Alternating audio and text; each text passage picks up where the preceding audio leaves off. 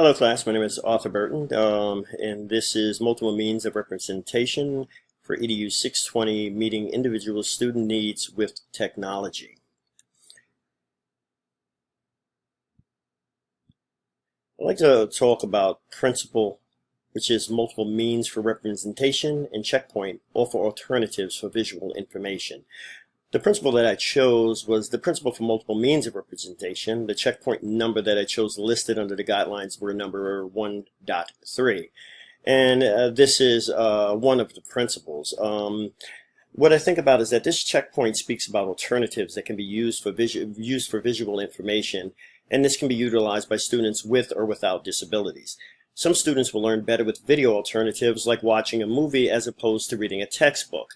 But there are also people with actual impairments that will need actual either video or an audio assistance or tool to help them actually learn. Now, resource, Art Beyond Sight, and the age group is for everyone. As you can see from the picture, I chose two elderly people, and the content is art.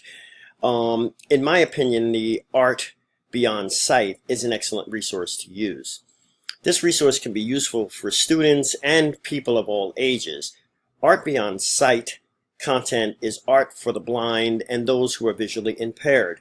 So just because a person can't see a picture or feel a picture, there are a lot of other things going on in here, like even the ambiance of when you go into an art gallery, like the quietness, the feeling of the canvas as the art is being drawn on. All of these resources can help those who are visually impaired kind of learn the same thing. They may not can't see the picture, but they'll know as you tell them, hey, this is one thing I found interesting was the Mayflower painting.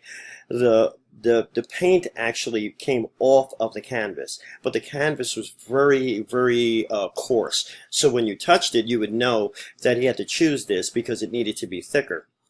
So when we talk about art for the blind, and learning, it's going to be the same thing that we would actually teach for a student that can see. An example of art, culture, before I even say that, I want to say that in this classroom, what's happening here is that they're actually blindfolded children. And the reason they're blindfolded is that so they can kind of get the feel for some of their other students, their peers, and can see that a drawing can still be done whether you're looking at the paper or not. It's like I like to play the piano, but I don't necessarily anymore need to look at the keys because I kind of can feel them so I know where the sound comes from. So it's the same thing with art. And the Art Beyond Sight is like a one-stop resource that brings art and culture together for people that have visual impairment. According to CAST, the one-stop resource for bringing art and culture to people with visual impairments it is the Art Beyond Sight. People that are blind or visually impaired should still have access to the world and its culture, and that is so that they can truly be a member of the community. Art can be felt even if it can't be seen, as I mentioned before, and I believe it's crucial even for the visually impaired because they still need to get a sound education. They would still need to know, hey, what is a canvas? What did the paint feel like? You know, when people do finger painting, are they necessarily looking at the painting? They're placing their hand. These people can also do the same thing. Now, some key considerations are providing the same information throughout different modalities. An example of that is through vision, hearing, or touch. Providing learners information that will be in a format that will be easy and adjustable for them. And making sure that all the information is accessible to learners with a particular perceptual disability, and it becomes easier for them to access and to understand. It's like if, how does this saying go? It's like if you don't try something, you never know if you can accomplish it.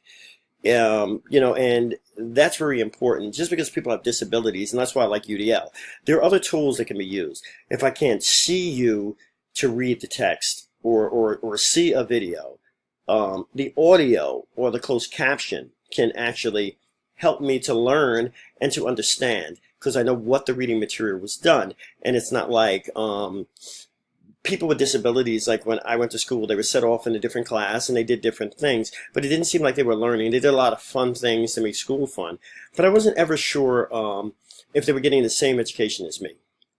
And that's something I haven't been able to test. For future practice resources, those art beyond sight can be used to present information that is about different things like actions, objects, numbers, or pictures. Visual information can be very intense, and with visual art, there can be many things that it means.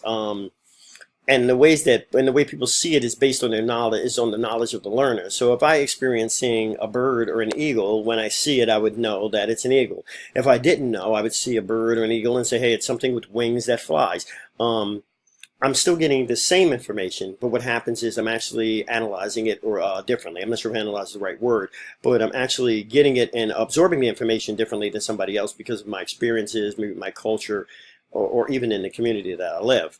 Now, it's good to have information that you can get to. And it's also good to have alternatives that are non-visual. And what we mean by this is that when I'm going in to prepare for a class, I don't want to necessarily teach a computer class if people don't have computers, because there'd be no way for them to get access to that computer. Same thing with UDL. I don't want to give a student who is visually impaired an audio book if they don't have access to a computer or a device like an iPad or tablet or something where they can actually listen to. So in order for a good alternative to be a good alternative, the people that are using it or the students that are using it, it need to be something that they can actually get to or something they can actually access. Now, I want to say that thank you, and for me, UDL is going to really, I think, help me as a teacher be able to really teach my students to ensure that they're learning. Because the person doesn't have like I said before, doesn't necessarily have a disability, but some people are better readers and some people are better visual. You know, you have to know your students and talents, and you have to understand them. And I believe that happens when I speak with them and talk with them, and I get to know where they're from. What do their parents do? You know, and I can kind of like analyze and be a critical thinker on what's going to be the best resource that I can use to teach teach this class and these students individually and as a group.